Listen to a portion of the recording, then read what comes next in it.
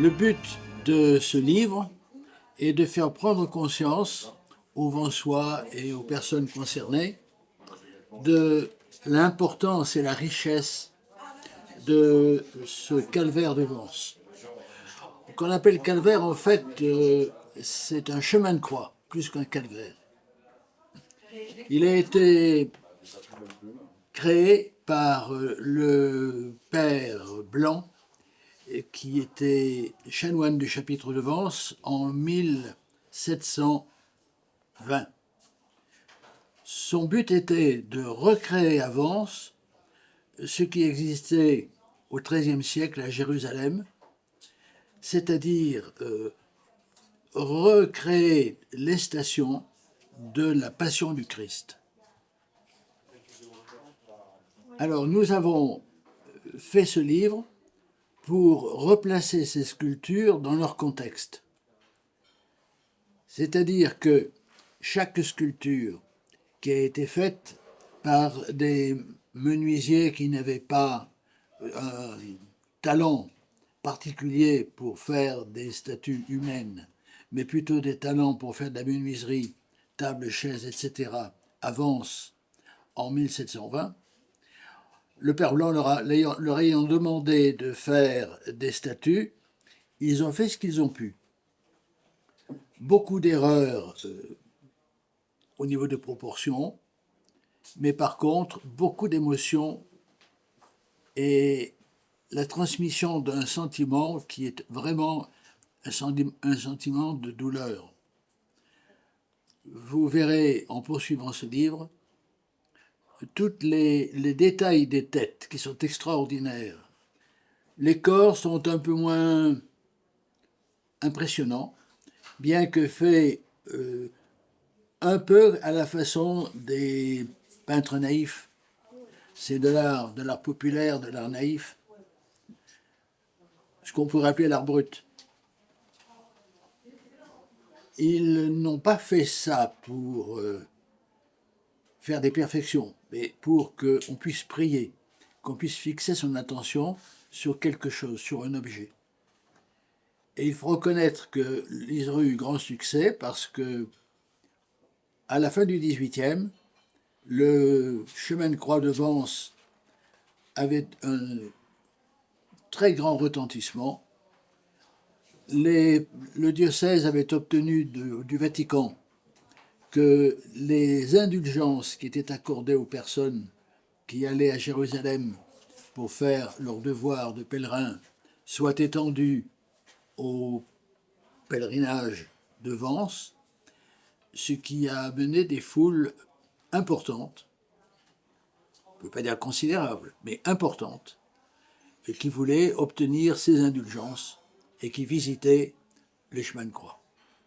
Alors, c'est le deuxième ouvrage que nous réalisons. Le photographe était Michel Gragnoux, qui était le photographe du département, qui a fait toutes les photos des chapelles et des tableaux de la RPI. Alors, cet ouvrage fait suite à celui que nous avons édité l'an dernier et qui concernait les stalles. Les stalles sont aussi des monuments historiques. Elles ont été faites en 1450 par un ébéniste de Grasse, Jacques Belot. Et ce sont les plus belles stalles de tout le sud de la France, de Provence, entre le Rhône et le Var. Nous avons peut-être un livre un peu plus technique que le livre sur le calvaire, avec 300 photos prises par notre ami photographe André-Marie, et les deux sont à point venu pour montrer que Vence est une ville riche en trésors.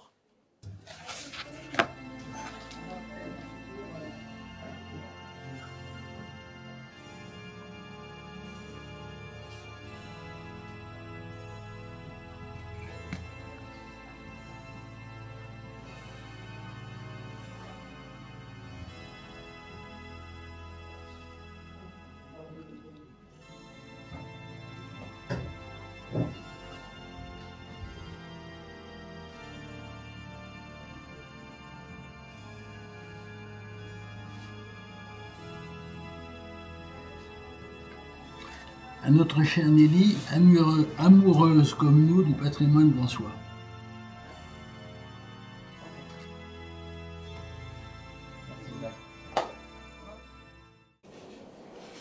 Voilà. J'ai été amené à rédiger ces deux ouvrages parce que en 2002, le père Costa, curé de Vence, avait des difficultés avec la ville et il ne voulait pas que les chapelles du Calvaire soient réduites à un musée et que les statues, qui devaient être forcément dans ces chapelles, puisque les statues et les chapelles ont été classées monuments historiques ensemble, l'une pour l'autre. Il fallait donc qu'on puisse convaincre les autorités qu'il ne fallait pas toucher aux chapelles, il fallait les restaurer et y remettre un statuaire.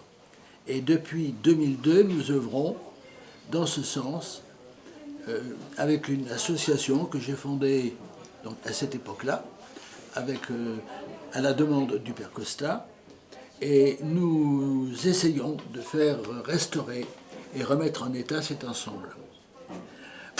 Justement, on ne peut pas défendre une cause si on n'en donne pas les raisons. Et je pense que ces deux livres donnent raison à la cause, parce qu'on voit le résultat sur les personnes qui l'acquièrent et qui le lisent, qui sont émerveillées et qui retournent voir les stalles et les chapelles. Et un troisième ouvrage viendra pour compléter ces deux, sur le trésor de la cathédrale, les paperoles, les canivets et les objets de culte. Voilà notre intention.